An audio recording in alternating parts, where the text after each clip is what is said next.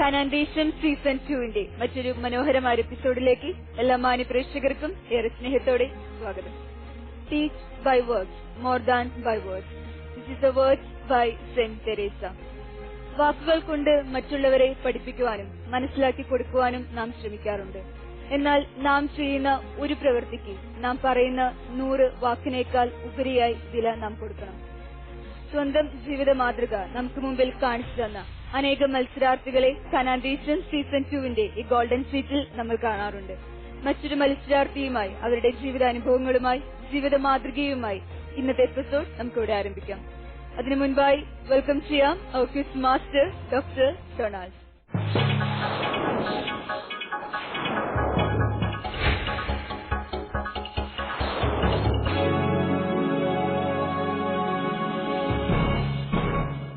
അറിവാണ് സമൃദ്ധി, ബൈബിളാണ് അറിവ്.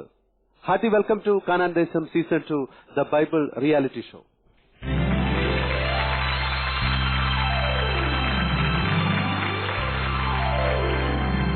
കുരിശിൽ പിടയുമ്പോഴും നമുക്ക് വേണ്ടി കരഞ്ഞ, നമുക്ക് വേണ്ടി പ്രാർത്ഥിച്ച പരമകാരുണികനായ ദൈവത്തിന് മുമ്പിൽ ശിരസ് നമിച്ചുകൊണ്ട് കാനാൻഡേസം സീസൺ 2 ഈ എപ്പിസോഡ് നമുക്ക് ആരംഭിക്കാം. സ്നേഹത്തോടെ വെൽക്കം ചെയ്യാം നമ്മുടെ ഇന്നത്തെ contestant Mrs. Delma Jose Mary from Ernakulam.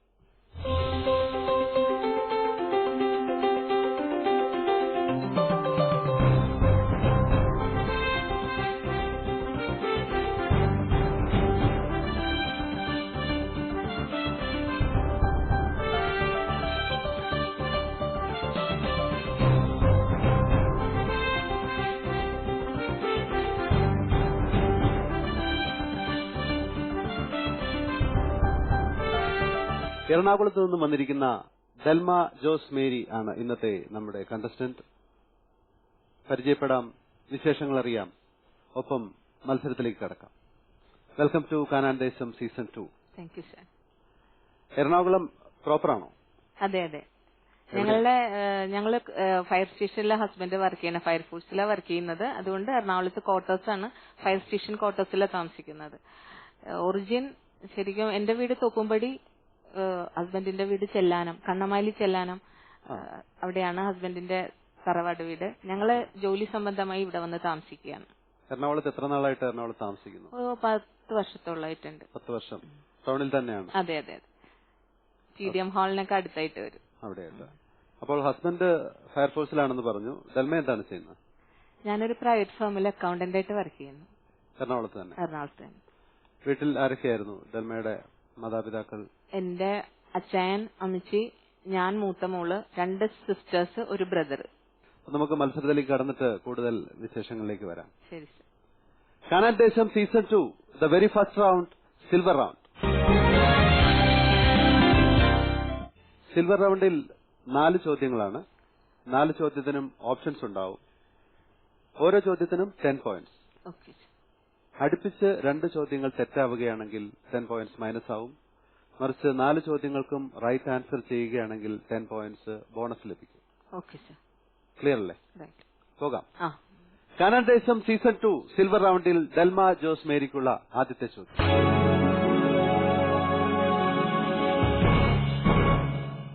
അവൻ ചിരിച്ചു എന്നർത്ഥം വരുന്ന പേര് ഏത്?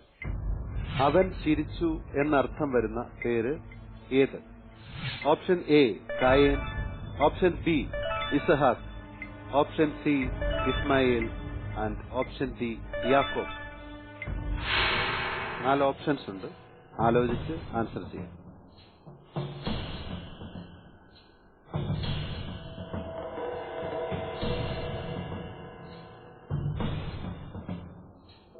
ഓപ്ഷൻ ബി ഇസഹാക്ക്. ഓപ്ഷൻ ബി ഇസഹാക്ക്. ലോക്കിയുടെ computer please lock option B ഇസഹാക്ക്. അപ്പോൾ ഓപ്ഷൻ ബി ഇസഹാക്ക് ലോക്ക് ചെയ്ത് കഴിഞ്ഞു. ഇതാണ് ഡെൽമ പറഞ്ഞ ആൻസർ. വേറെ ഏതെങ്കിലും ഇത് ഡൗട്ട് ഉണ്ടോ? ഇത് ആൻസർ ഉറപ്പാണോ ഇതാണ് എന്ന്? വേറെ ഏതെങ്കിലും ഓപ്ഷൻസ് മനസ്സിലുണ്ടോ? ഇല്ല, ഇസഹാക്ക് തന്നെ ചോദിക്കാം. Computer please. ഓപ്ഷൻ ബി ഇസഹാക്ക് റൈറ്റ് ആൻസർ. ഉറപ്പായിരുന്നു ആൻസർ അല്ലേ? ഓക്കെ, രണ്ടാമത്തെ ചോദ്യത്തിലേക്ക് പോകുന്നതിന് മുമ്പ് നമുക്ക് ഹസ്ബൻഡിനെ പരിചയപ്പെടാം, വീട്ടിലെ മറ്റുള്ള ഫാമിലി മെമ്പേഴ്സിനെ പരിചയപ്പെട്ടിട്ട് നമുക്ക് തിരിച്ചു വരാം. എന്റെ പേര് ജൂഡ് സദേവസ്. ജൂഡ് സദേവസ്. ഞങ്ങള് 11 മക്കളാണ്. ഞാൻ 10ാമത്തേന്ന്. വലിയൊരു ഫാമിലിയാണ്. ഓക്കെ. എന്റെ വിദ്യാഭ്യാസമൊക്കെ ഇങ്ങോട്ട് വൈഫിന്റെ സ്ഥലത്ത് തന്നെയായിരുന്നു. Saint Sebastian ഹൈസ്കൂളായിരുന്നു.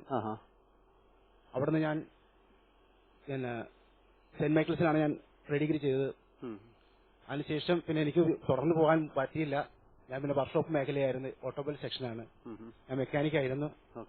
ഓട്ടോമൊബൈൽ കഴിഞ്ഞു. ഞാനൊരു 8 വർഷത്തോളം വർക്ക്ഷോപ്പ് വർക്ക് ചെയ്തു. പിന്നെ വർക്ക്ഷോപ്പ് വർക്ക് ചെയ്ത് നടക്കുമ്പോൾ അതിന് സാമ്പത്തികമായിട്ടുള്ള ഒരു ബുദ്ധിമുട്ട് തോന്നിയുകൊണ്ട് ഞാൻ ഹെവി ലൈസൻസ് ഒക്കെ എടുത്ത് വാഹനം ഹെവി വണ്ടികളൊക്കെ ഓടിക്കുകയായിരുന്നു. വാഹനം ബസ് ലോറിയൊക്കെ ഓടിച്ചിരുന്നു. പിന്നെ ഞാൻ ഒരു 91 ഞാൻ ഒരു ടെസ്റ്റ് എഴുതി എനിക്ക് നേവിയിലേക്ക് എനിക്ക് സെലക്ഷൻ കിട്ടി. നേവിയില് ഓട്ടോമൊബൈൽ സെക്ഷനിലാണ് കിട്ടിയത്.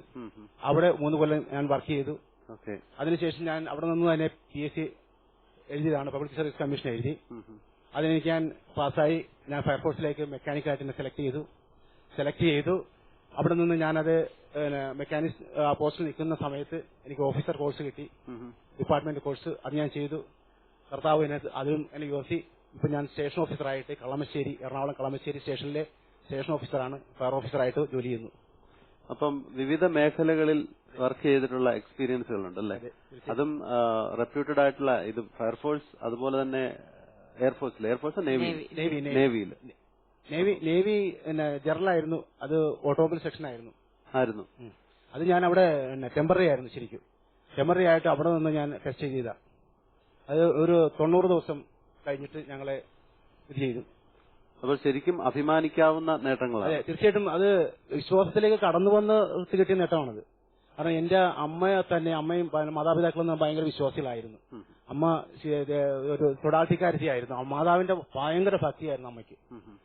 ഒരു ദിവസം പോലും അസുഖം വന്നപ്പോ മാത്രമേ അമ്മ പള്ളിയിൽ പോയിരുന്നിട്ടുള്ളൂ. ഒരു ദിവസം പോലും പള്ളി മുടക്കൂല, കുർബാന മുടക്കില്ല. അങ്ങനത്തെ ഒരു ഭയങ്കര വിശ്വാസമായ ഒരു കുടുംബമാണ്. ഇന്ന് സഹോദരങ്ങൾ എല്ലാവരും ഉണ്ട്, എല്ലാവരും ഹാപ്പി ആയിട്ടിരിക്കുന്നു. 11 മക്കൾ. ഞാൻ ഒത്തിരി സ്നേഹം അനുഭവിച്ച മനുഷ്യനാ.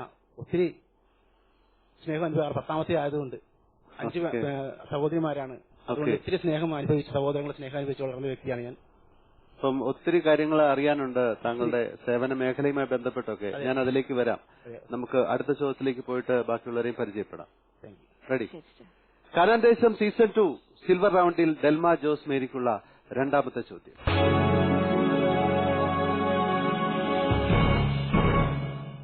കർത്താവിന്റെ പുരോഹിത സ്ഥാനത്ത് നിന്ന് സോളമൻ നീക്കം ചെയ്തത് ആരെയാണ്? കർത്താവിന്റെ പുരോഹിത സ്ഥാനത്ത് നിന്ന് സോളമൻ നീക്കം ചെയ്തത് ആരെയാണ്? ഓപ്ഷൻ എ സാദോക്കിനെ, ഓപ്ഷൻ ബി അബിയാഥറിനെ, ഓപ്ഷൻ സി നാഥാനെ ആൻഡ് ഓപ്ഷൻ ഡി അദോനിയായെ. ആരെയാണ് കർത്താവിന്റെ പുരോഹിത സ്ഥാനത്ത് നിന്ന് സോളമൻ നീക്കം ചെയ്തത്?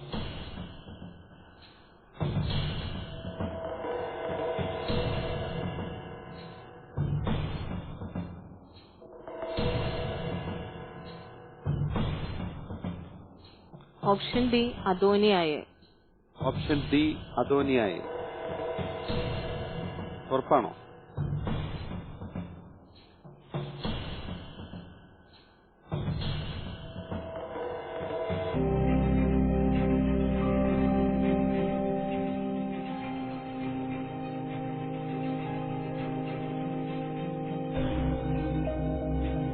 ഓപ്ഷൻ ബി അബിയാഥറിനെ. ഓപ്ഷൻ ബി അബിയാഥറിനെ. ലോക്ക് ചെയ്യട്ടെ? Computer please lock option B അബിയാഥറിനെ. ഇപ്പോഴും അത്ര ഉറപ്പില്ല മുഖത്ത്. കമ്പ്യൂട്ടറിനോട് തന്നെ ചോദിക്കാം. Computer please.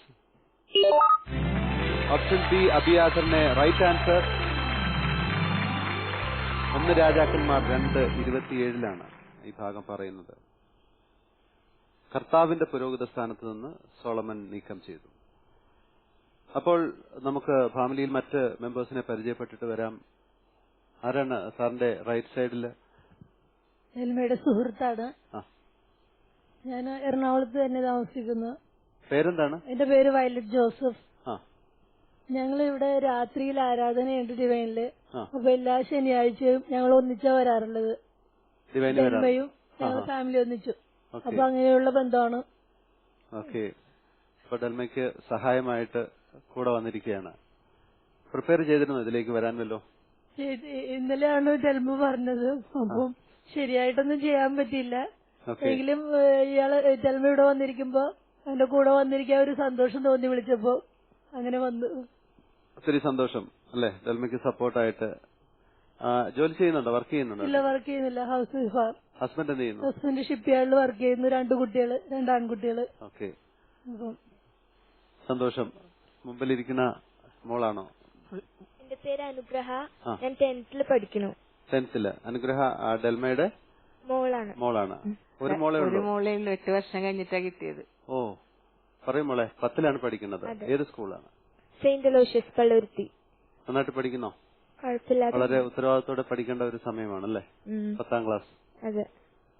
ചെറിയ ക്ലാസ്സുകളിലൊക്കെ നല്ല മാർക്ക് ഉണ്ടായിരുന്നോ? ഉണ്ടായിരുന്നു. എല്ലാം A+ പ്രതീക്ഷിക്കുന്ന ആളാണോ? അതെ. അങ്ങനെ ആവട്ടെ. പിന്നെ ഈശോയുടെ കയ്യിലല്ല. ഹാർഡ് വർക്ക് ചെയ്യും, ബാക്കി ഈശോയ്ക്ക് കൊടുക്കും.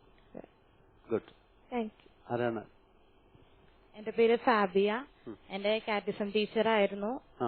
കൂടാതെ ഡിവൈനില് ഞങ്ങള് എല്ലാ ശനിയാഴ്ചയും വരാറുണ്ട്. അങ്ങനെ അറിയാം.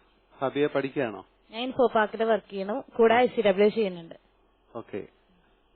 അപ്പോൾ ഈ ചെറിയ പ്രായത്തിൽ തന്നെ എല്ലാ ശനിയാഴ്ചയും ഇവിടെ വരും അല്ലേ? ശനിയാഴ്ചയും വരും. പിന്നെ സെക്കൻഡ് സാറ്റർഡേ ഫുൾ ഡേ ഉണ്ടാവും. ഓക്കെ. ഫാബിയുടെ ഫാമിലിയൊക്കെ? പപ്പ, അമ്മ, അനിയത്തി. പപ്പ കൂടെ വന്നിട്ടുണ്ട്. ഓക്കെ. പപ്പ എന്ന് പരിചയപ്പെടാം. എന്റെ പേര് നെൽസൺ. ഞാൻ എറണാകുളം BSNL വർക്ക് ചെയ്യാണ്. ഞങ്ങൾക്ക് ശാലോം എന്ന് പറഞ്ഞ ഒരു പ്രയർ ഗ്രൂപ്പ് ഉണ്ട്.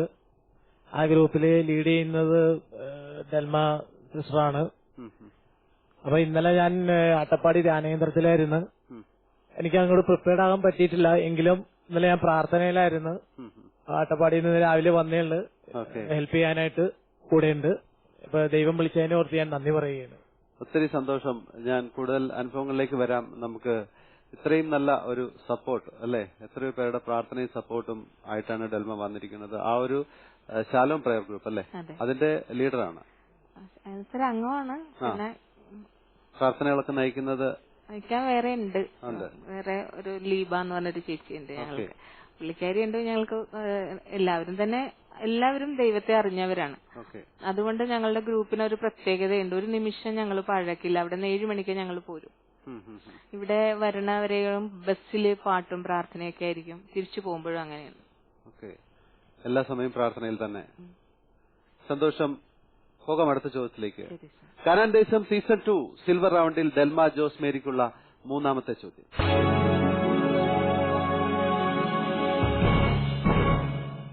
അവനെ പ്രതി ലോകം എനിക്കും ഞാൻ ലോകത്തിനും ക്രൂശിക്കപ്പെട്ടിരിക്കുന്നു. ഇത് ആരുടെ വാക്കുകളാണ്? അവനെ പ്രതി ലോകം എനിക്കും ഞാൻ ലോകത്തിനും ക്രൂശിക്കപ്പെട്ടിരിക്കുന്നു. ഇത് ആരുടെ വാക്കുകളാണ്? ഓപ്ഷൻ A വിശുദ്ധ പത്രോസിന്റെ, ഓപ്ഷൻ B വിശുദ്ധ പൗലോസിന്റെ, ഓപ്ഷൻ C വിശുദ്ധ യാക്കോബിന്റെ ആൻഡ് ഓപ്ഷൻ D വിശുദ്ധ യോഹന്നാൻ. ആരുടെ വാക്കുകളാണ്?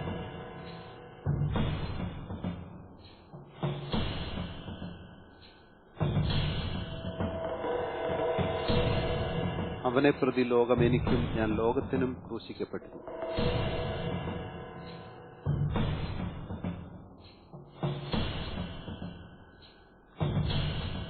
ഓപ്ഷൻ C വിശുദ്ധ യാക്കോബിന്റെ.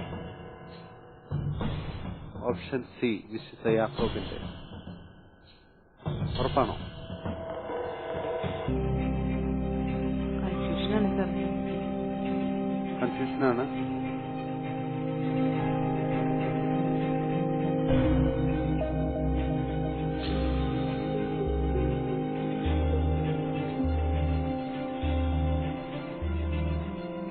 സമയം തീരുന്നു. വിശുദ്ധ പൗലോസിന്റെ. Option B. Computer please lock option B വിശുദ്ധ പൗലോസിന്റെ. കമ്പ്യൂട്ടറോട് ചോദിക്കാം. ശരി sir. Computer please. Option B വിശുദ്ധ പൗലോസിന്റെ റൈറ്റ് ആൻസർ. ഇപ്പോൾ നമ്മൾ മോളെ പരിചയപ്പെട്ട സമയത്ത് പറഞ്ഞു 8 വർഷത്തിന് ശേഷം ആണ് കിട്ടിയത്. ആ കാലഘട്ടങ്ങളൊക്കെ ഒന്ന് ഓർമ്മിക്കാമോ? കല്യാണത്തിന് മുന്നേ തന്നെ ഞാൻ ഡിഗ്രി കഴിഞ്ഞിരിക്കുന്ന സമയത്ത് അന്ന് ഡിവൈൻ സ്റ്റാർട്ട് ചെയ്തതേ ഉള്ളൂ. അന്ന് 94 ആ സംഭവം, 93 അപ്പോഴേക്കും തൊട്ടടുത്ത വീട്ടിലൊരു ചേച്ചി വന്നിട്ട് പറയാണ്, ഞങ്ങള് ഡിവൈനിൽ ഇങ്ങനെ ധ്യാനത്തിന് പോകുന്നുണ്ട്, നിങ്ങളുടെ വീട്ടിൽ നിന്ന് ആരെങ്കിലും വരുന്നുണ്ടോ എന്ന് അമ്മയോട് ചോദിക്കാം. അപ്പൊ ഞാൻ ഡിഗ്രി കഴിഞ്ഞ് ഇങ്ങനെ റിസൾട്ട് വെയിറ്റ് ചെയ്ത് നിൽക്കുന്നത് കൊണ്ട് അമ്മ എന്നെ, നമ്മൾ വീട്ടിലെ ഒരു അമ്മയോട് തല്ലുപിടിക്കുമല്ലോ ജോലി ചെയ്യാനൊക്കെ പറയുമ്പോഴേക്കും. അപ്പൊ അങ്ങനെ പറഞ്ഞ് ഇവളെ കൊണ്ടുപോയിക്കോളൂ, ഒരു സമാധാനം ആവട്ടെ ഇവിടെ എന്ന് പറഞ്ഞു. അങ്ങനെ എന്നെ പറഞ്ഞു വിടാണ്, ചേച്ചിയുടെ കൂടി എന്നെ പറഞ്ഞു വിടാണ്. അപ്പൊ സാധാരണ സൺഡേ പ്രയറിനൊക്കെ പോകുമെന്നല്ലാതെ കൂടുതലന്ന് പ്രാർത്ഥന കാര്യങ്ങളൊന്നും നമുക്കില്ല, വീട്ടിലെ പ്രയർ ചെയ്യും, അത്രേ ഉള്ളൂ. അപ്പൊ ഇവിടെ വന്നു കഴിഞ്ഞപ്പോഴേക്കും എനിക്ക് ഭക്ഷണം കഴിക്കുന്ന 2 മണിയാവും. പിന്നെ പ്രേക്ഷിതകളുടെ റെസ്ട്രിക്ഷന് ഇതെല്ലാം ഒക്കെ വെച്ച് എനിക്ക് ആകെ അങ്ങോട്ട് ഇറിറ്റേഷൻ ആയി തുടങ്ങി. അപ്പൊ ഓരോന്ന് പറഞ്ഞു ഞാൻ പറയും, എന്തൊരു കഷ്ടമാണ് ചേച്ചി ഇവിടെ വന്നിട്ട്, എന്ത് ഭക്ഷണം മര്യാദക്ക് കഴിക്കാൻ പറ്റണില്ലല്ലോ, സമയത്ത് കഴിക്കാൻ പറ്റുന്നില്ലല്ലോ എന്നൊക്കെ പറഞ്ഞ് പിണങ്ങും. ഞാനിങ്ങനെ പിറുപിറുക്കുമ്പോ ചേച്ചി ഓരോ പ്രാവശ്യം പറയുമ്പോഴും എന്നെ ഇങ്ങനെ നുള്ളു, ഒന്നും പറയില്ല, ജസ്റ്റ് എന്നെ ഇങ്ങനെ നുള്ളു. അപ്പൊ ഞാൻ പിന്നെ മിണ്ടില്ല. അപ്പം എടുത്തു പറയത്തൊക്കെ വലിയ, അപ്പം പട്ടാളത്തിലായിരുന്നു, അമ്മ ഹൗസ് വൈഫായിരുന്നു, ഞാൻ ചണ്ഡീഗഡിലാണ് ഞാൻ ജനിച്ചത്. അങ്ങനെ വലിയ കുഴപ്പമില്ലാതെ ഒരു ഫാമിലിയിലായിരുന്നത് കൊണ്ട് വലിയ ബുദ്ധിമുട്ടൊന്നും അറിഞ്ഞിട്ടും ഉണ്ടായിരുന്നില്ല. അപ്പൊ അതുകൊണ്ട് തന്നെ ആ ഉള്ളിൽ ആ അഹങ്കാരത്തോടു കൂടി തന്നെ ഞാൻ സംസാരിക്കുന്നത്. അപ്പൊ ചേച്ചി എന്നെ എന്ത് പറയുമ്പോഴും ഇങ്ങനെ നുള്ളും, എന്നെ ഒന്നും സംസാരിക്കാൻ അനുവദിക്കില്ല. അങ്ങനെ 2 ദിവസം കഴിഞ്ഞു, കൗൺസിലിംഗിന്റെ സമയമായി. കൗൺസിലിംഗിന് പോയി അവിടെ ചെന്നിരുന്ന് ആ സിസ്റ്റർ ചോദിക്കണതിനും ഞാൻ മറുപടി പറയാതെ സിസ്റ്ററോട് തർക്കുത്തരം പറയാണ്. ഞാൻ പറഞ്ഞു എനിക്ക് സിസ്റ്റർ ചോദിക്കണ വലിയ കാര്യം, സിസ്റ്റർ എന്നോടൊന്നും ചോദിക്കണമെന്നില്ല, എനിക്കൊരു കാര്യം അറിഞ്ഞാൽ മതി, ഞാൻ അങ്ങോട്ട് പറയാണ് സിസ്റ്ററോട്. അപ്പൊ സിസ്റ്റർ ചോദിച്ചു, മോൾക്ക് എന്താ അറിയണ്ട ചോദിച്ചോളൂ എന്ന്. ഞാൻ പറഞ്ഞു, നമ്മൾ പെന്തക്കോസ്തുകാർ മുഴുവനും ഇങ്ങനെ മാതാവിനെ വിഗ്രഹങ്ങളെ അർപ്പിക്കണമെന്ന്, വിഗ്രഹങ്ങളെ ആരാധന നടത്തണമെന്ന് പറഞ്ഞു, അതിനെ കുറിച്ച് സിസ്റ്റർക്ക് എന്താ പറയാനുള്ള എന്ന് ചോദിച്ചു. അപ്പൊ സിസ്റ്റർ എന്നെ കുറച്ചുനേരം ഇങ്ങനെ നോക്കിയിരുന്നിട്ട് പറഞ്ഞു, മോൾക്ക് അതൊക്കെ ഞാൻ പറഞ്ഞുതരാം കേട്ടോ, ഞാൻ പറയണ കുറച്ചുനേരം കേൾക്കാൻ പറഞ്ഞു എന്നോട്. അങ്ങനെ പുള്ളിക്കാരി എന്നോടൊരു മേരി എന്ന് പറഞ്ഞ സിസ്റ്ററായിരുന്നു. മാതാവിനെ പോലെ തന്നെ പുള്ളിക്കാരിയുടെ സ്റ്റൈല്, ബാഹ്യലക്ഷണം എല്ലാം അങ്ങനെയാ. അപ്പം അതൊന്നും എനിക്കൊരു ഇതേ തോന്നുന്നില്ല. ഞാനിത് ഇവര് എന്താ പറയണേന്ന് കേൾക്കട്ടെ എന്ന് വിചാരിച്ചിരിക്കുക. അങ്ങനെ ഇരിക്കുന്ന സമയത്ത് പുള്ളിക്കാരി ഓരോന്നോരോന്ന് എന്റെ 5 വയസ്സ് തുടങ്ങി എന്നിൽ സംഭവിച്ചതും എന്റെ വീട്ടിൽ സംഭവിച്ചതും തൊട്ട് തലയിൽ അഴിച്ച നടന്നവരെയുള്ള കാര്യങ്ങൾ പുള്ളിക്കാരി 1 by 1 ആയിട്ട് എന്നോട് പറയാണ്. അപ്പൊ എനിക്ക് ഇങ്ങനെ ഇതറിയണേ, എങ്ങനെ ഇവർക്ക് ഇതറിയാൻ പറ്റണേന്ന് വിചാരിച്ചിട്ട് ഞാൻ എവിടുന്ന് എനിക്ക് കരച്ചിൽ വന്നെന്നറിയില്ല, ഞാൻ അവരുടെ മുന്നിൽ ഒരു 1 മണിക്കൂർ കരഞ്ഞു. അത് കഴിഞ്ഞപ്പോ എന്നോട് പറഞ്ഞ്, ഇനി ഞാൻ പറയാം, നീ ചോദിച്ച ക്വസ്റ്റ്യന്റെ ആൻസർ ഞാൻ പറയാം. വിഗ്രഹാരാധന എന്ന് പറഞ്ഞാൽ ഇങ്ങനെയാണ്, ദ്രവ്യാസക്തിയാണ്, അതല്ല നമ്മൾ ഉദ്ദേശിക്കുന്ന പോലെ വിഗ്രഹാരാധനയല്ല. വിഗ്രഹാരാധനയെ കുറിച്ച് പുള്ളിക്കാരിക്ക് അറിയാവുന്ന നല്ലൊരു കാര്യം എനിക്ക് പറഞ്ഞ് മനസ്സിലാക്കി തന്നു. പക്ഷെ അതോടുകൂടി ഞാൻ അത്ര നേരം കരഞ്ഞപ്പോഴേക്കും എനിക്ക് നല്ലൊരു അനുഭവം കിട്ടി. അല്ല, അപ്പോഴാണ് ശരിക്കും നമ്മുടെ മനസ്സിലെ അഹങ്കാരം മാറി. സിസ്റ്റർ പറയുന്നത് നമ്മുടെ തലയിലേക്ക് റിസീവ് ചെയ്യാനുള്ള ഒരു എളിമ നമ്മുടെ മനസ്സിൽ വന്നത്. അപ്പോഴാണ് അത് സംഭവിക്കുന്നത്. അങ്ങനെയാണ്. അല്ലെങ്കിൽ ആ ഒരു പ്രായത്തിൽ പ്രത്യേകിച്ച് എല്ലാവരും ഇങ്ങനെ ഒപ്പോസ് ചെയ്യാനാണ് തീരുമാനിക്കുക എപ്പോഴും. ഞാനും ആ ഒരു ഘട്ടത്തിൽ എല്ലാ യുവാക്കളും ആ പ്രായത്തിൽ അങ്ങനെയാണ്. കാരണം എല്ലാത്തിനെയും ചോദ്യം ചെയ്യാനുള്ള ഒരു ഇതില് പറഞ്ഞു തന്നെ ജീവിത സാഹചര്യങ്ങൾ വലിയ പട്ടിണിയൊന്നും അനുഭവിക്കാതെ വന്നവരാണെങ്കിൽ തീർച്ചയായിട്ടും അങ്ങനെ തന്നെ ബിഹേവ് ചെയ്യും. ആ സമയത്ത് ഇതുപോലെയുള്ള ചില നിമിത്തങ്ങൾ ഉണ്ടാവണം. അതായത് വിശപ്പ്, ഒരു നിമിഷമെങ്കിലും സഹനങ്ങളിലൂടെ വിശപ്പ് അറിഞ്ഞവന് മാത്രമേ ഒരുത്തൻ വന്ന് വിശക്കുന്നു എന്ന് പറയുമ്പോൾ അത് മനസ്സിലാക്കാൻ പറ്റുള്ളൂ. അവന് ഭക്ഷണം കൊടുക്കണം, അവന്റെ വിശപ്പ് എന്താണെന്ന് അറിയാൻ പറ്റുള്ളൂ. അതുപോലെ ഏകാന്തത അനുഭവിച്ചു. ഞാൻ ഏകാന്തതയിലാണ്, ഞാൻ ഏകനാണെന്ന് ഒരാൾ വന്ന് പറയുമ്പോൾ ആ ഏകാന്തത ഒരു നിമിഷമെങ്കിലും അനുഭവിച്ചവർക്ക് മാത്രമേ അതെന്താണ് എന്ന് മനസ്സിലാവൂ. എങ്കിൽ മാത്രമേ അത് നമുക്ക് അവരോട് റിയാക്ട് ചെയ്യാൻ പോലും പറ്റത്തുള്ളൂ. അപ്പൊ ജീവിതത്തിലുണ്ടാവുന്ന ചെറിയ സഹനങ്ങൾ ഇങ്ങനെ ഒരു സൈഡിലേക്കും നമ്മളെ പ്രാപ്തരാക്കുന്നുണ്ട് വേറെ ആളെ മനസ്സിലാക്കാൻ വേണ്ടി, അല്ലെ? കൂടുതൽ കേൾക്കാം. നമുക്ക് അടുത്ത ചോദ്യത്തിലേക്ക് പോയിട്ട് വരാം. കാനാൻ ദേശം സീസൺ 2 സിൽവർ റൗണ്ടിൽ ഡെൽമ ജോസ് മേരിക്കുള്ള 4ാമത്തെ ചോദ്യം.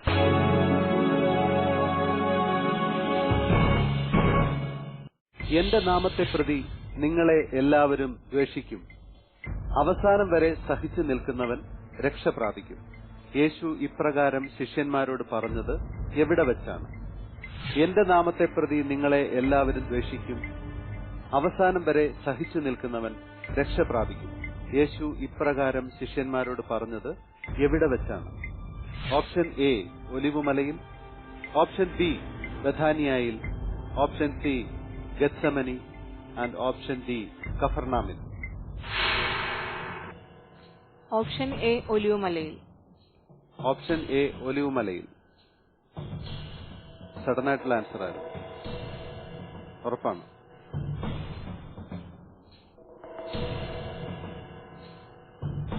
ലോക്ക് ചെയ്യട്ടെ?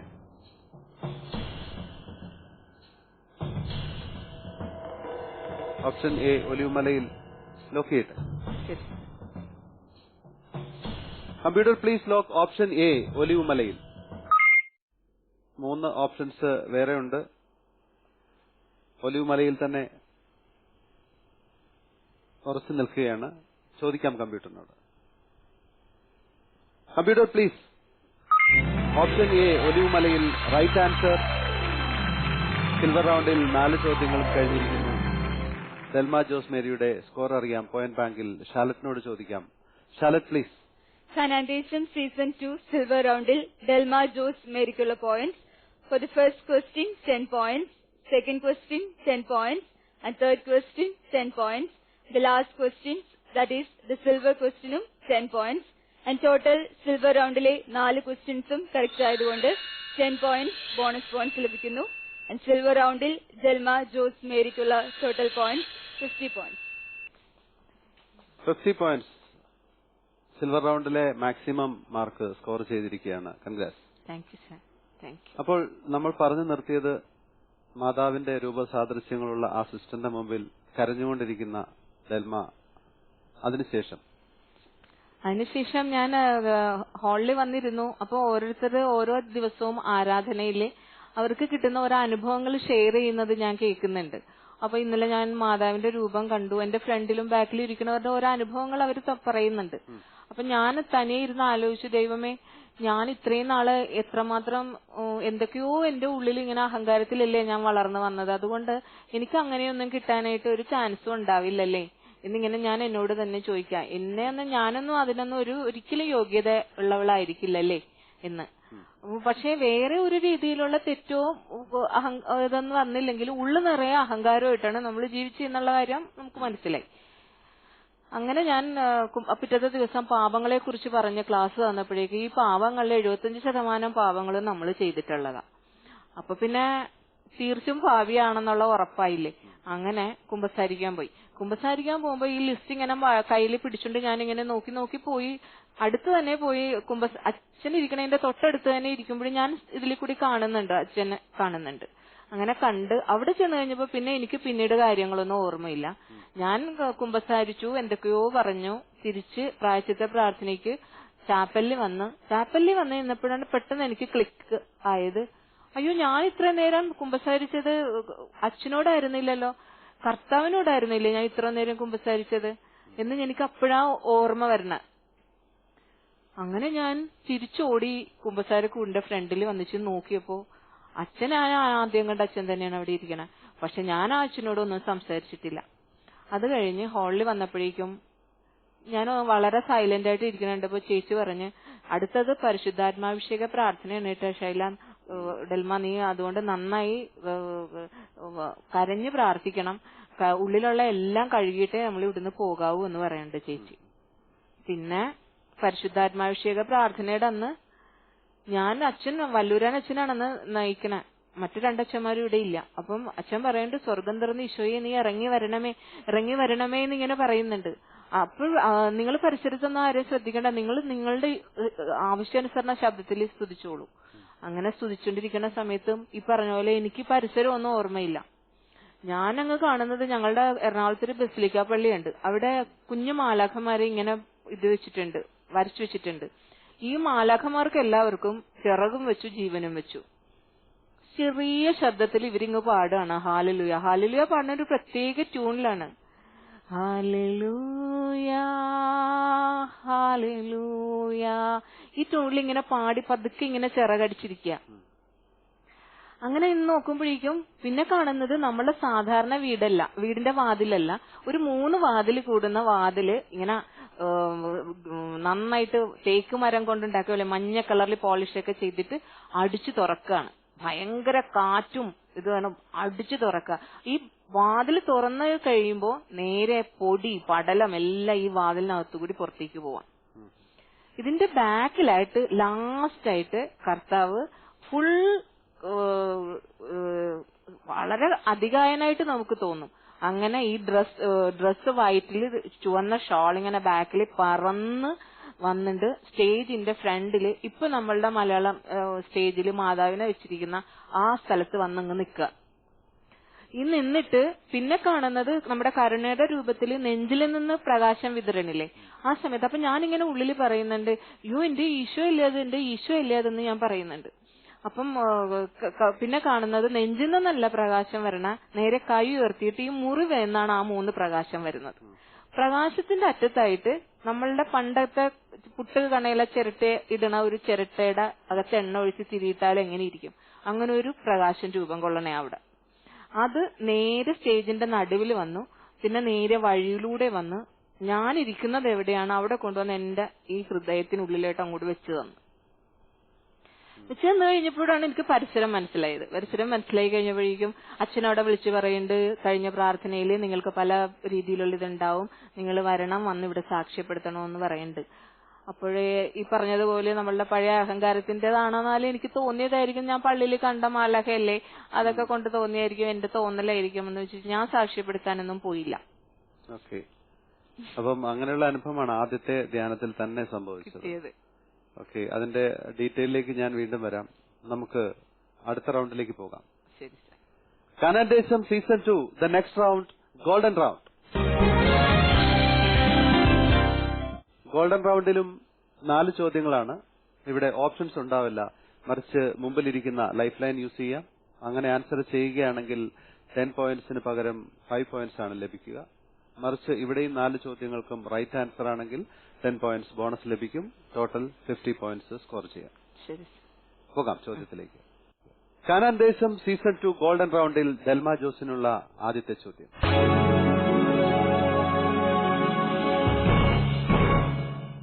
മക്കബായന്റെ പിതാവിന്റെ പേരെന്ത്? മക്കബായന്റെ പിതാവിന്റെ പേരെന്ത്? ഗോൾഡൻ റൗണ്ടിൽ ആദ്യത്തെ ചോദ്യം.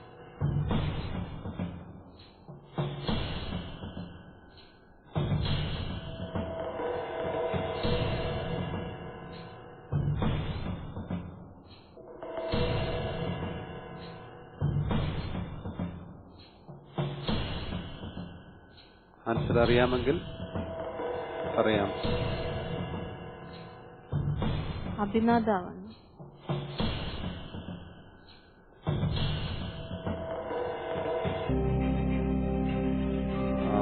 ലൈഫ് ലൈൻ യൂസ് ചെയ്യാനുള്ള അവസരമുണ്ട്. പറഞ്ഞ ആൻസർ തന്നെയാണ് ഉറപ്പെങ്കിൽ അതിൽ നിൽക്കാം. എന്ത് തീരുമാനിച്ചു? അഭിനാഥ്.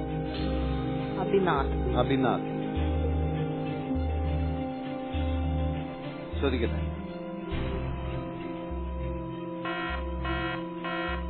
Computer please. മത്താത്തിയാസ്, അതാണ് റൈറ്റ് ആൻസർ. അത്ര ഉറപ്പായിരുന്നു തോന്നുന്നു അല്ലേ? അല്ലെങ്കിൽ ബൈബിള് നോക്കി ആൻസർ ചെയ്യാനുള്ള അവസരം ഉണ്ടായിട്ടും ഈ മക്കബായറിന്റെ എവിടെ നിന്ന് അത് കണ്ടുപിടിക്കാന്ന് എനിക്ക് അറിയില്ല സത്യത്തിൽ. അതുകൊണ്ടാണ് പിന്നെ ആ പേര് എനിക്ക് അവിടെ അങ്ങനെയാണ് സ്ട്രൈക്ക് ചെയ്തിരിക്കുന്നത്. അപ്പോൾ ഇത് മക്കബായർ ആമുഖത്തിലാണ് ഈ ഭാഗം പറയുന്നത്. അപ്പോൾ ആദ്യത്തെ ചോദ്യം കഴിഞ്ഞിരിക്കുന്നു ഗോൾഡൻ റൗണ്ടിൽ. അടുത്ത ചോദ്യത്തിലേക്ക് പോകുന്നതിന് മുമ്പ് നമുക്ക് വീണ്ടും നമ്മുടെ പ്രിയ ഭർത്താവ് അദ്ദേഹത്തിലേക്ക് ഒന്നുകൂടെ പോകാം. സാറിന്റെ, അതായത് ഫയർഫോഴ്സ് നമ്മൾ കേൾക്കുമ്പം സാധാരണ ജനങ്ങൾക്ക് കാണുന്നത് മണിയടിച്ച് അലാറം മുഴക്കി പാഞ്ഞു പോകുന്ന ഒരു വണ്ടിയാണ്.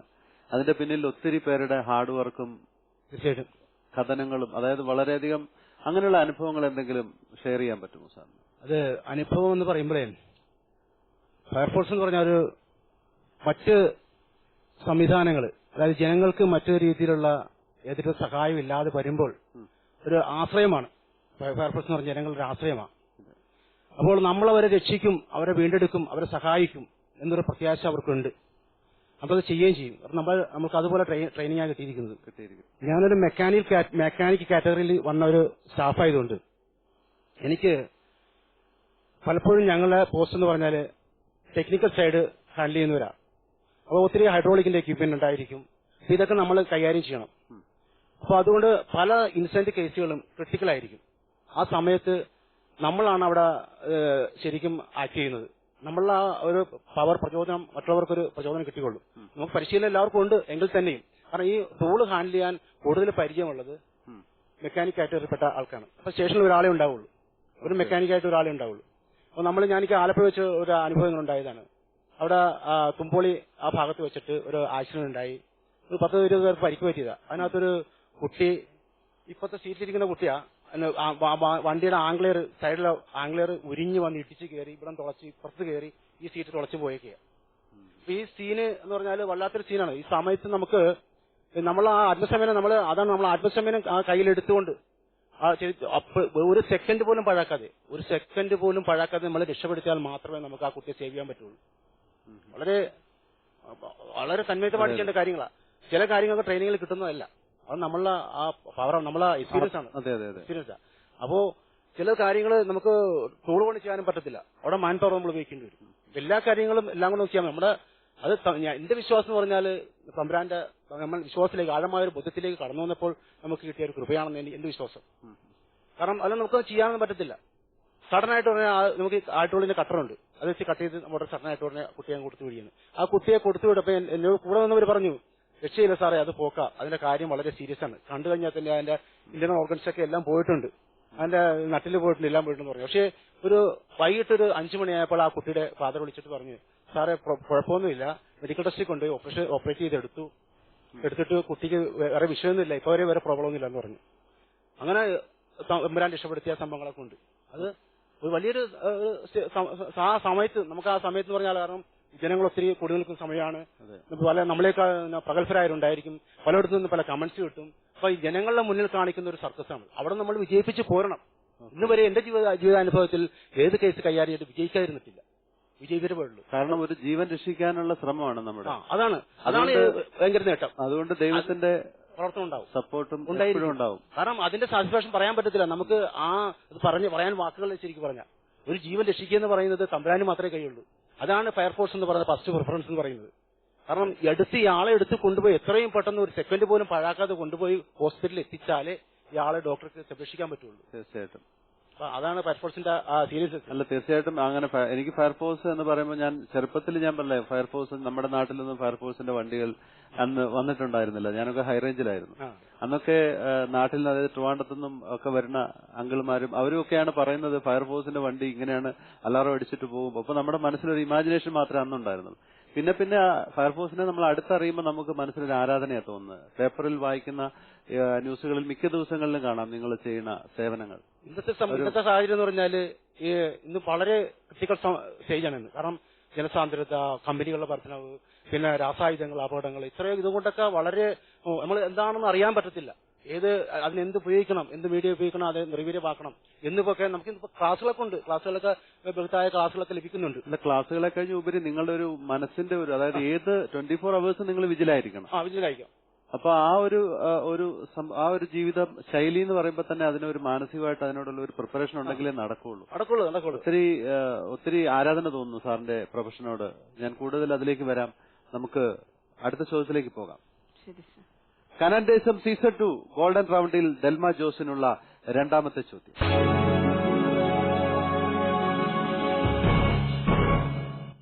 യേശു 7 അപ്പം വർദ്ധിപ്പിച്ച് എത്ര പേർക്ക് നൽകി എന്നാണ് വിശുദ്ധ മർക്കോസിന്റെ സുവിശേഷത്തിൽ പറയുന്നത്? യേശു 7 അപ്പം വർദ്ധിപ്പിച്ച് എത്ര പേർക്ക് നൽകി എന്നാണ് വിശുദ്ധ മർക്കോസിന്റെ സുവിശേഷത്തിൽ പറയുന്നത്? 4000 പേർക്ക്. 4000 പേർക്ക്.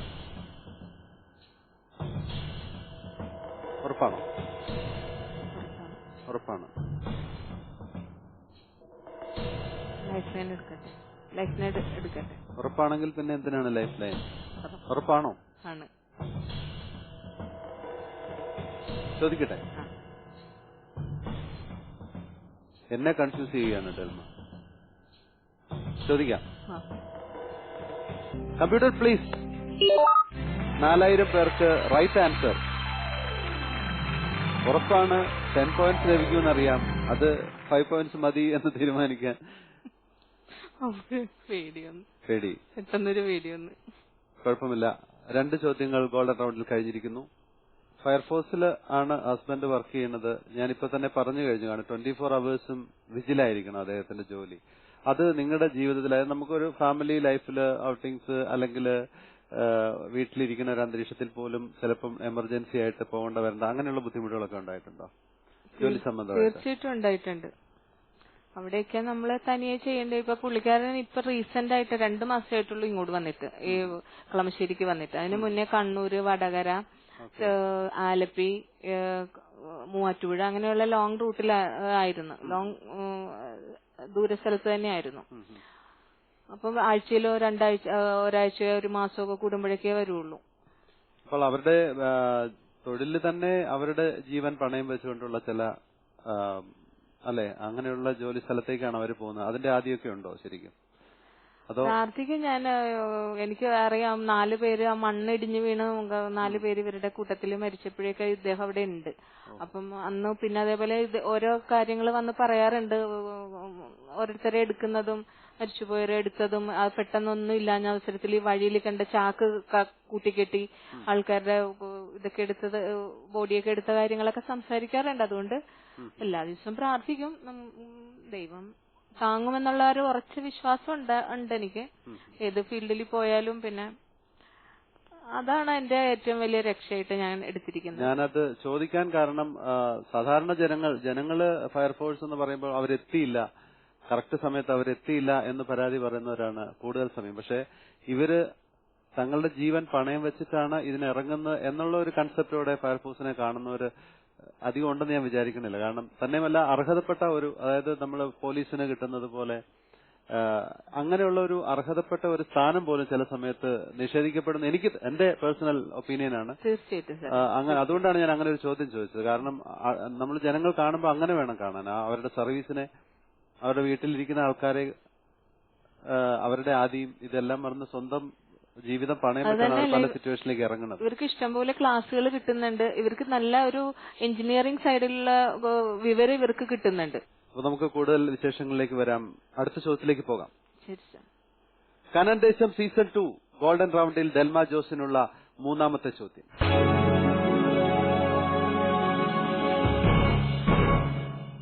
തോബിത്തിന്റെ പുസ്തകത്തിൽ പരാമർശിക്കുന്ന 7 തവണ വിവാഹിതയായ യുവതിയുടെ പേരെന്ത്? തോബിത്തിന്റെ പുസ്തകത്തിൽ പരാമർശിക്കുന്ന 7 തവണ വിവാഹിതയായ യുവതിയുടെ പേരെന്ത്? ലൈഫ് ലൈൻ ആണ് സർ.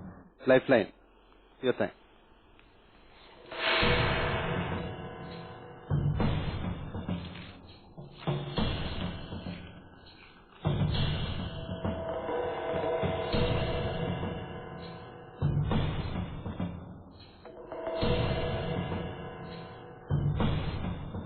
തോബിത്തിന്റെ പുസ്തകത്തിൽ പരാമർശിക്കുന്ന 7 തവണ വിവാഹിതയായ യുവതിയുടെ പേര്.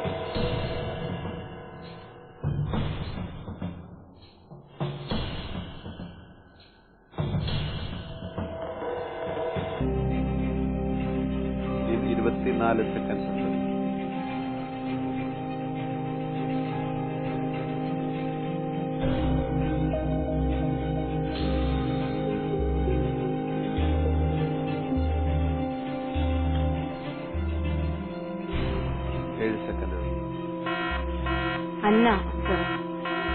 അന്ന. അന്നയാണ് ഇപ്പോൾ ഡെൽമ പറഞ്ഞിരിക്കുന്ന ആൻസർ. നമുക്ക് അവർക്കാർക്കെങ്കിലും വേറെ അഭിപ്രായം ഉണ്ടോ എന്ന് ചോദിച്ചാലോ? ആർക്കെങ്കിലും അറിയാവോ അതിന്റെ ആൻസർ? അന്നയാണോ? അന്നയാണ്. വേറെ ആർക്കെങ്കിലും വേറെ ആൻസർ എന്തെങ്കിലും ഉണ്ടോ? ഇല്ല. ചോദിക്കാം computer. Computer please. Sara is the right answer. Bible കണ്ടിരുന്നു അങ്ങനെ അന്ന. തോബിത്തിന്റെ ആമുഖം ഒന്ന് വായിച്ചു. തോബിത്തിന്റെ ബന്ധുവായ റഘുവേലിന്റെ പുത്രി സാറ 7 പ്രാവശ്യം വിവാഹിതയായി. എന്നാൽ വിവാഹ ദിവസം തന്നെ ഭർത്താക്കന്മാർ 7 പേരും പിശാചിനാൽ വധിക്കപ്പെട്ടു. സാറ ആണ് റൈറ്റ് ആൻസർ. നമുക്ക് അടുത്ത ചോദ്യത്തിലേക്ക് പോയാലോ? ശരി സർ. അതിനു മുമ്പ് മക്കളാരെങ്കിലും പാടുന്നവരുണ്ടോ? ആരെങ്കിലും കൂടെ വന്നിരിക്കുന്ന ആരെങ്കിലും? എന്റെ മോള് പാടും. എന്റെ മോള് അത്യാവശ്യം പാടും. മോളോട് ചോദിച്ചാലോ? ഒരു പാട്ട് പ്രേക്ഷകർക്ക് വേണ്ടി 4 line. I the Lord of sea and sky, I have heard my people cry, all who dwell in dark and sin, my hand will save.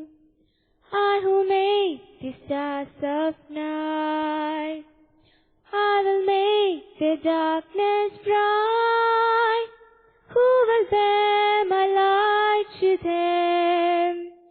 Whom shall I send? Here I am, Lord. Is it I, Lord? I have heard you calling in the night. I will go, Lord, if you lead me. I will hold your people in my heart.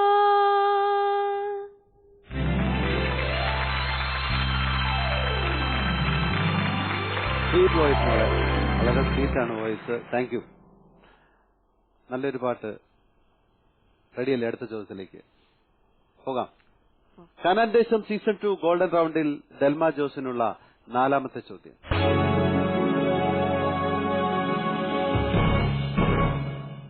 വിശുദ്ധ പൗലോസ് തീത്തോസിന് എഴുതിയ ലേഖനത്തിൽ ക്രേത്തയിലെ ക്രിസ്തീയ സമൂഹത്തിന്റെ നേതാവ് എന്ന് വിശേഷിപ്പിക്കുന്നത് ആരെയാണ്? വിശുദ്ധ പൗലോസ് തീത്തോസിന് എഴുതിയ ലേഖനത്തിൽ ക്രേത്തയിലെ ക്രിസ്തീയ സമൂഹത്തിന്റെ നേതാവ് എന്ന് വിശേഷിപ്പിക്കുന്നത് ആരെയാണ്?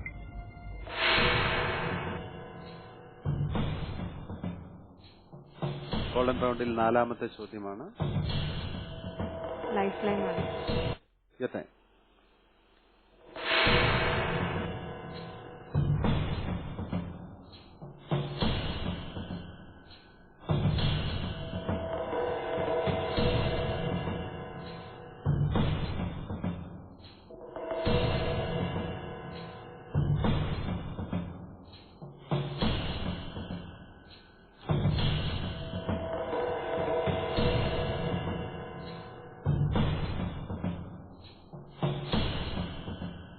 seconds.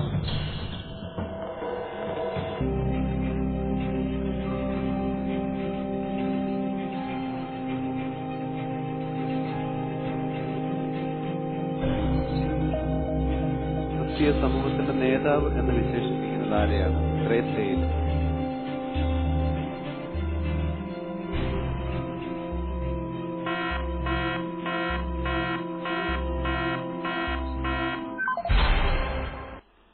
Sorry Delma, time out. Answer നോക്കാം.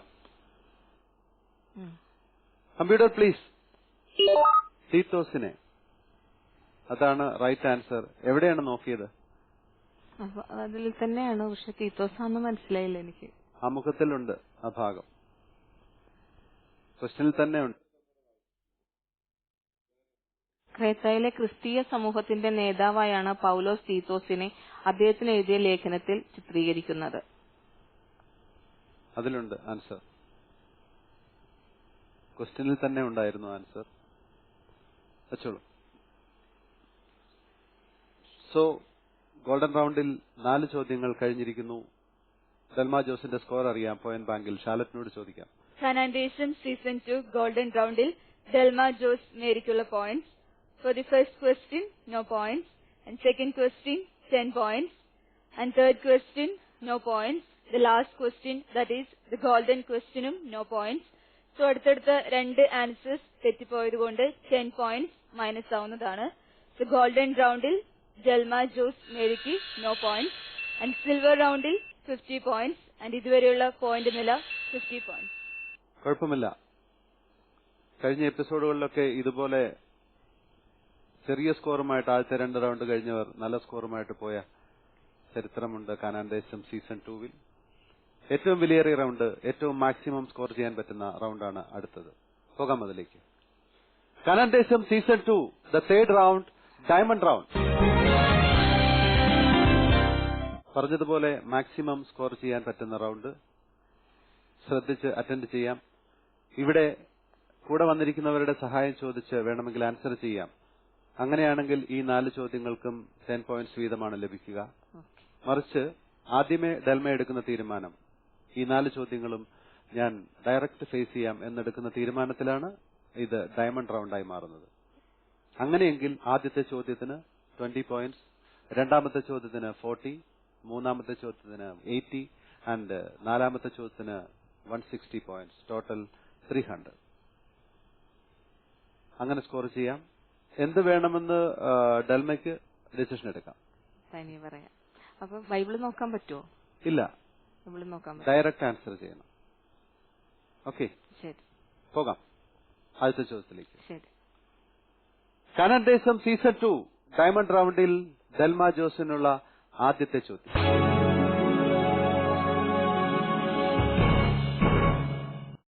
ദൈവം ഭൂമിയിലെ സകല മൃഗങ്ങളെയും ആകാശത്തിലെ പക്ഷികളെയും രൂപപ്പെടുത്തിയത് എന്തിൽ നിന്നാണ്? ശ്രദ്ധിച്ചു കേൾക്കാം. ദൈവം ഭൂമിയിലെ സകല മൃഗങ്ങളെയും ആകാശത്തിലെ പക്ഷികളെയും രൂപപ്പെടുത്തിയത് എന്തിൽ നിന്നാണ്? ഡയമണ്ട് റൗണ്ടിലെ ആദ്യത്തെ ചോദ്യമാണ്. ടെൻഷൻ വേണ്ട.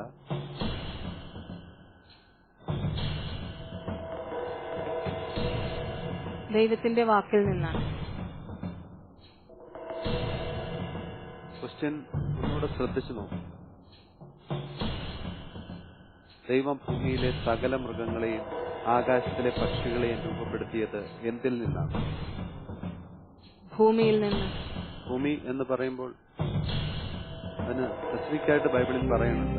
എന്തിൽ നിന്നാണ്? മനുഷ്യനെ ഉണ്ടാക്കിയത്. മനുഷ്യനെ ഉണ്ടാക്കിയ പോലെ തന്നെ മൃഗങ്ങളെയും ഉണ്ടാക്കി. എന്തിൽ നിന്ന്? ആലോചിച്ചു നോക്കൂ. ഭൂമിയിൽ നിന്നെന്ന് പറയുമ്പോൾ പറയൂ, പറഞ്ഞോളൂ. അപ്പോൾ നമുക്ക് ചോദിക്കാം. Computer please. മണ്ണിൽ നിന്ന് റൈറ്റ് ആൻസർ. ഭൂമിയിൽ നിന്ന് എന്നാണ് അവിടം വരെ എത്തി. മണ്ണിൽ നിന്ന് വ്യക്തമായിട്ട് പറയുന്നുണ്ട്. ഉൽപ്പത്തി 2:19. പോട്ടെ, ഇനിയും ഉണ്ട് വിലയേറിയ 3 ചോദ്യങ്ങൾ. അതിലേക്ക് പോകാം. നമുക്ക് ഡയമണ്ട് റൗണ്ട് തുടങ്ങുമ്പോൾ മുതൽ ഡെൽമയുടെ മുഖത്ത് വളരെയധികം ടെൻഷനുണ്ട്. ഈ ഷോ കൊണ്ട് ഉദ്ദേശിക്കുന്നത് നമ്മൾ ഇവിടെ വന്ന് മാക്സിമം സ്കോർ ചെയ്ത് പോവുക, കാനാൻ ദേശത്തേക്ക് പോവുക എന്നുള്ളത് മാത്രമല്ല. അതിലുമൊക്കെ ഉപരിയായിട്ട് ഒരു മീനിംഗ് ഉണ്ട് ഈ പ്രോഗ്രാമിന്. ഡെൽമയുടെ കുറച്ചു മുമ്പ് പറഞ്ഞ അനുഭവങ്ങൾ, അനുഭവ സാക്ഷ്യങ്ങൾ, ഞങ്ങൾ കഴിഞ്ഞ ദിവസം പറഞ്ഞതുപോലെ ഹൃദയത്തിൽ വചനങ്ങൾ പതിച്ചവരുടെ അനുഭവ സാക്ഷ്യങ്ങൾ കാണുന്ന ലക്ഷങ്ങളുടെ മുമ്പിൽ അതാണ് ഈ പ്രോഗ്രാം. മനസ്സിലായില്ലേ? സോ കോൺഫിഡന്റ് ആയിട്ടിരിക്കുക. ഡെൽമയെ കൊണ്ട് എന്താണോ ദൈവം ഇവിടെ ഉദ്ദേശിച്ചത് അതാണ് നിറവേറിക്കൊണ്ടിരിക്കുന്നത്. അല്ലേ? ടെൻഷൻ മാറ്റാം. പോകാം അടുത്ത ചോദ്യത്തിലേക്ക്. Canaan Desam season 2 Bible reality ഷോയിൽ ഡയമണ്ട് റൗണ്ടിൽ ഡെൽമ ജോസിനുള്ള രണ്ടാമത്തെ ചോദ്യം.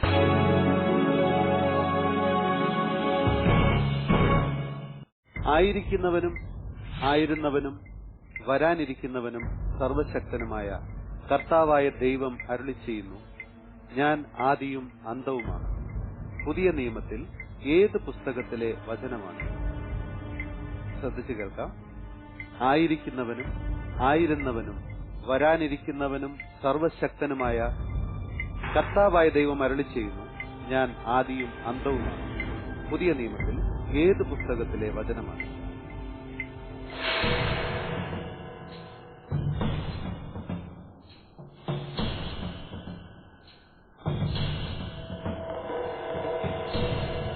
മത്തായിയുടെ സുവിശേഷം.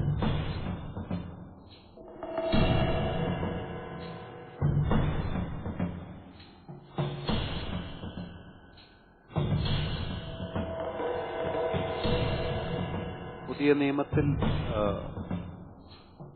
ഏത് പുസ്തകമായിരിക്കും അതിനകത്ത് ഒരു വെളിപാട്? വെളിപാട്. ചോദിക്കട്ടെ. ശരി.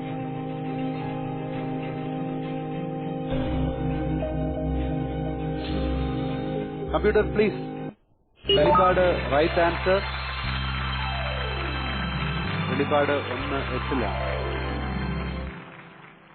ടെൻഷൻ ഒഴിവാക്കിയാൽ നമ്മുടെ ബുദ്ധി കുറച്ചുകൂടെ ക്ലിയർ ആവും. ഈ ആൻസർ മനസ്സിലുണ്ടായിരുന്നു.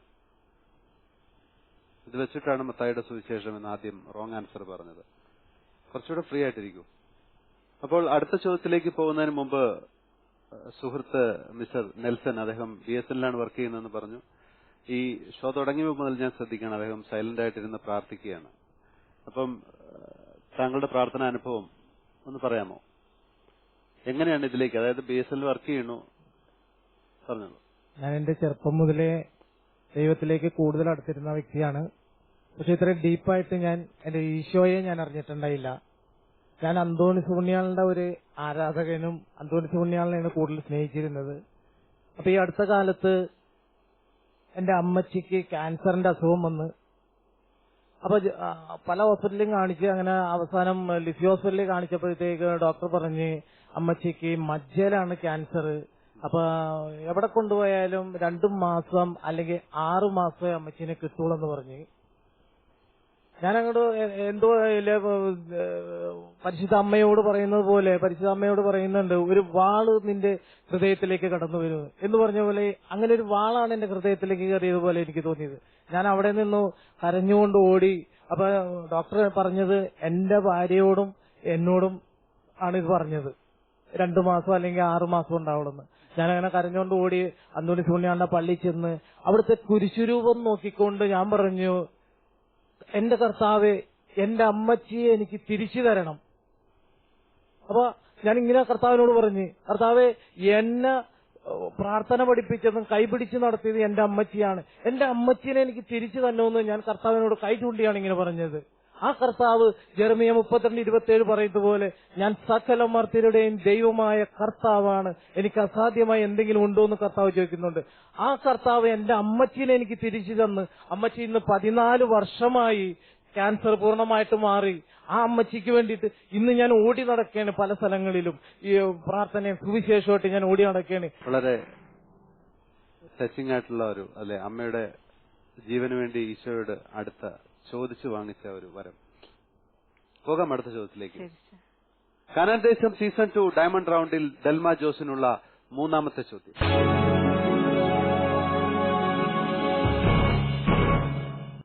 ഈ കിണർ ഞങ്ങൾക്ക് തന്ന ഞങ്ങളുടെ പിതാവായ യാക്കോബിനേക്കാൾ വലിയവനാണോ നീ? ആരാണ് യേശുവിനോട് ഇങ്ങനെ ചോദിച്ചത്? ഈ കിണർ ഞങ്ങൾക്ക് തന്ന ഞങ്ങളുടെ പിതാവായ യാക്കോബിനേക്കാൾ വലിയവനാണോ നീ? ആരാണ് യേശുവിനോട് ഇങ്ങനെ ചോദിച്ചത്?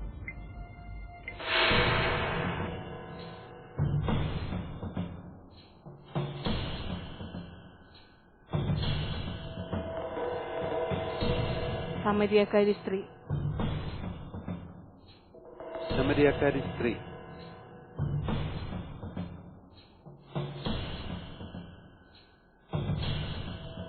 ചോദിക്കട്ടെ.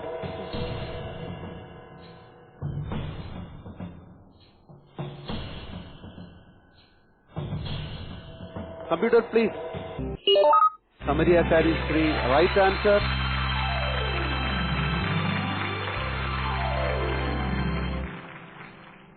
ഈശോയ്ക്ക് നന്ദി പറഞ്ഞു. ഇപ്പൊ ടെൻഷനൊക്കെ മാറിയല്ലേ? ഇനി ഒരു ചോദ്യം കൂടിയാണ് അവശേഷിക്കുക ഡയമണ്ട് റൗണ്ടിലും ഈ എപ്പിസോഡിലും. എന്താണ് പറയാനുള്ളത്? ഇപ്പൊ എന്ത് പറയാൻ തോന്നുന്നു? ഞാൻ നേരത്തെ എന്റെ ഓഫീസ് ടൈം 9:30 ആയിരുന്നു നേരത്തെ. അപ്പൊ ഞാൻ 8:30 കാനാൻ ദേശം കണ്ടിന്യൂസ് ആയിട്ട് കാണുമായിരുന്നു, ഒരു വർഷം മുന്നേയൊക്കെ. അപ്പം എല്ലാ ദിവസവും ഇത് കാണുമ്പോഴേക്കും ഇതേപോലെ ഓരോരുത്തരുടെ സാക്ഷ്യങ്ങളും മറ്റ് കഴിയുമ്പോൾ അത് പറയാൻ എന്റെ സാക്ഷ്യവും എല്ലാവരും അറിയണം എന്നുള്ള ഒരു ഒറ്റ ഉദ്ദേശമേ എനിക്ക് അന്നുണ്ടായിരുന്നുള്ളൂ. അങ്ങനെയാണ് ഇവിടെ എത്തിയത്. അപ്പോൾ പോകാം അടുത്ത ചോദ്യത്തിലേക്ക്. ശരി sir. Kanaan Desam season 2 diamond റൗണ്ടിൽ ഡെൽമ ജോസിനുള്ള 4ാമത്തെ ചോദ്യം.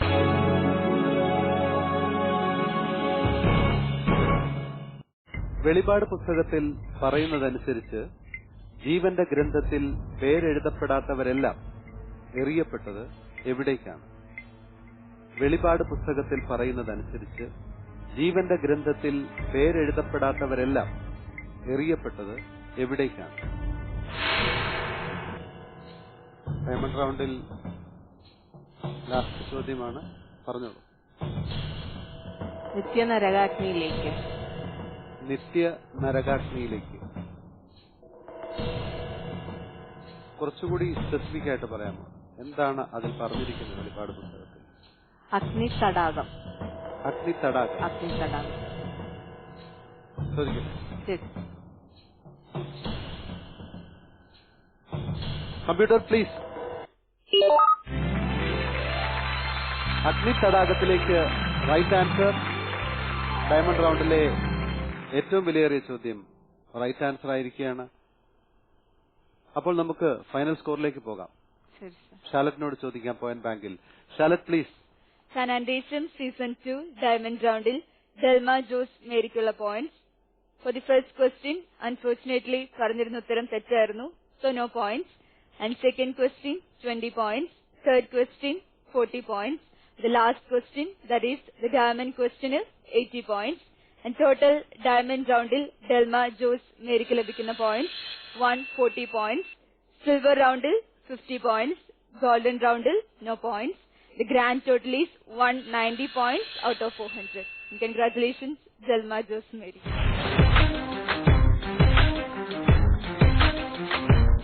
കാനാൻ ദേശം സീസൺ 2 വിജയിയെ കാത്തിരിക്കുന്നത് യൂറോപ്പിലേക്കൊരു തീർത്ഥയാത്ര.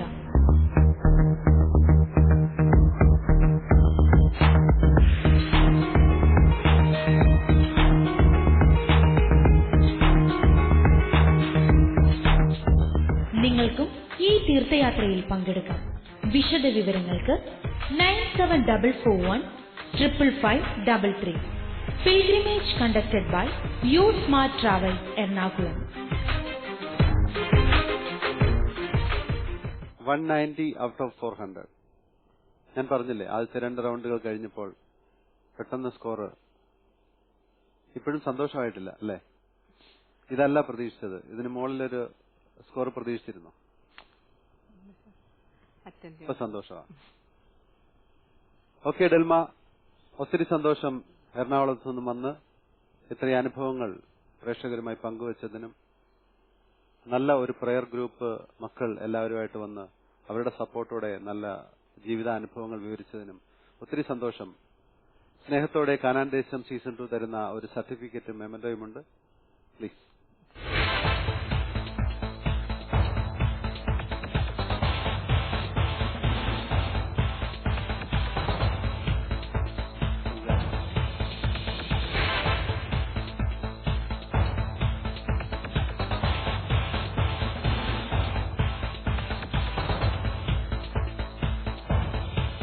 എറണാകുളത്തു നിന്നും വന്ന ഡെൽമ ജോസുമായിട്ടുള്ള കാനാൻ ദേശം സീസൺ 2 ഈ എപ്പിസോഡ് ഇന്നിവിടെ പൂർണ്ണമാവുകയാണ്.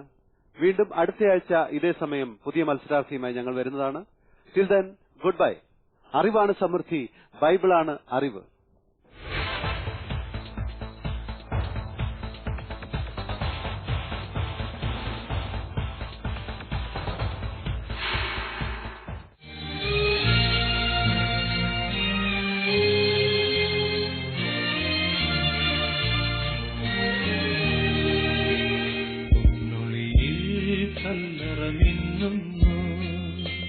മഹിമയുടെ നാഥനുയിർക്കുന്നു, മുറിവുകളാൽ മൂടിയ മേനീതാ നിറവോ